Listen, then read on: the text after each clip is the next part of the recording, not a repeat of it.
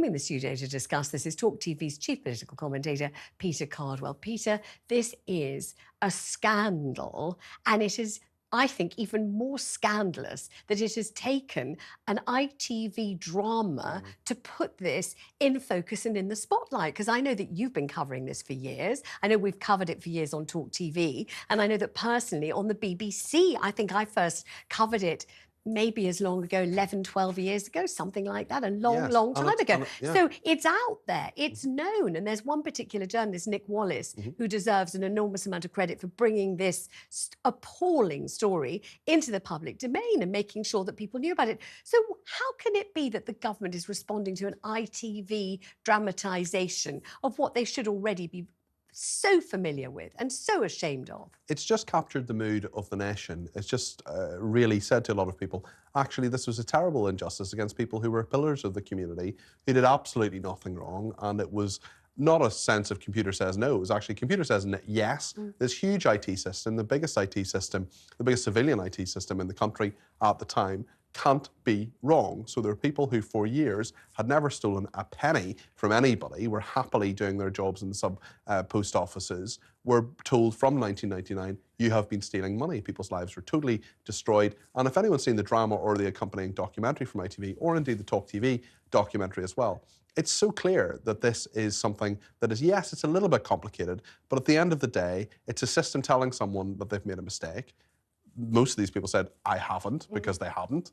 And then the post office came down on them like a ton of bricks. There are also various bits of nuance in it as well, where you have the fact that the post office can take people essentially to court rather than the Crown Prosecution Service. So this, because of this ITV drama, really has become a massive issue. The government's under a lot of pressure to move on this. There's going to be a statement later today in the House of Commons about this. There's been a meeting this afternoon between the Justice Secretary and the Post Office Minister. And there are many, many questions to answer, not just about the compensation scheme now, but also why this hasn't been dealt with so far. Because I think you're absolutely right, Vanessa. People say, hold on a second, this has been going on for 25 years.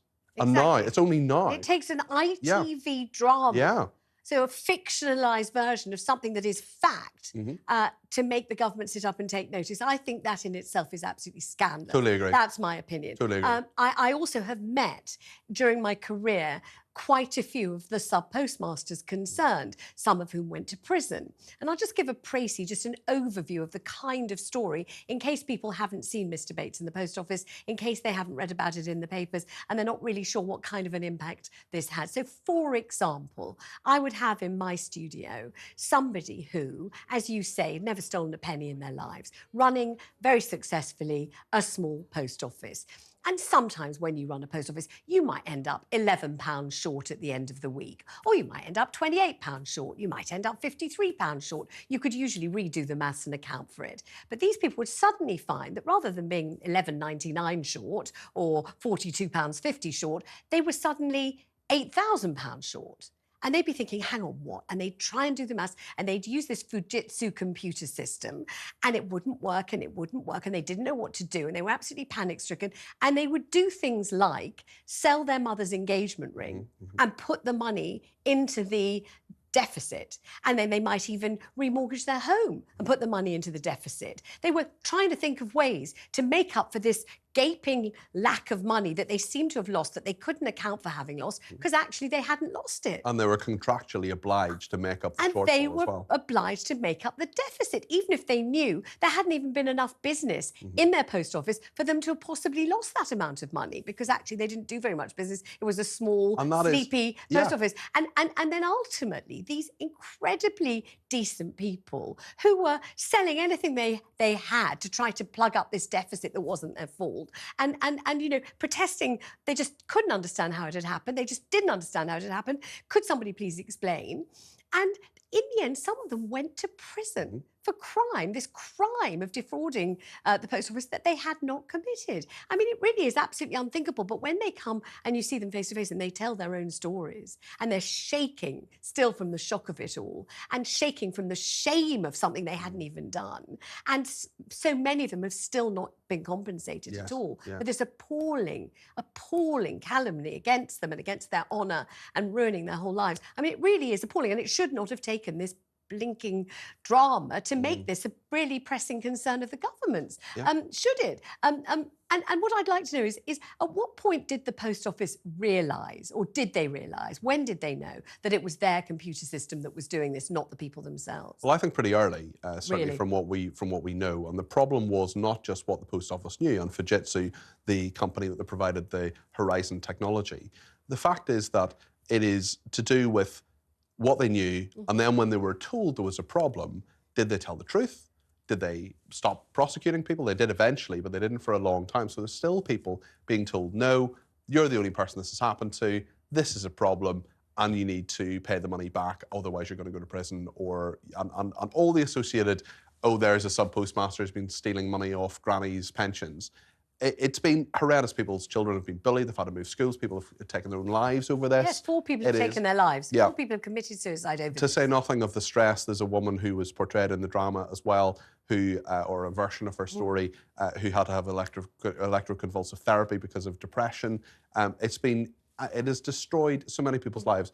And they are still asking the question, who's to blame for this? Who made the decisions to actually cover this up and to keep saying that there was no problem here when there clearly was a problem? And then you have this sort of indefatigable, in many ways very British story actually, of ordinary, decent people who have been running, pillar of the community, small business in the community, getting together and standing up against the Goliath of the Post Office and Fujitsu, who I think have got off pretty lightly out of this actually.